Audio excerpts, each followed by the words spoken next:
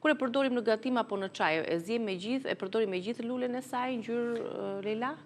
Po, sigurisht, pra, nëse do ta përdorim si njerëz kuzhine, atëherë ja, i marrim këto gjethet, pra këputi majën, ja.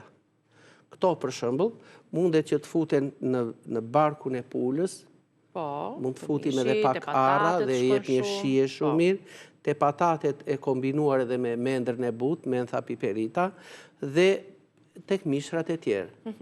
Pra, nëse e grim, për shembull, edhe në gjendje të njomë, po edhe në gjendje të tharë, për shembull. Në gjendje të tharë, ka humbur shumë element nga ato që ju Kjo përmendët? humbet pak nga vajrat esenciale.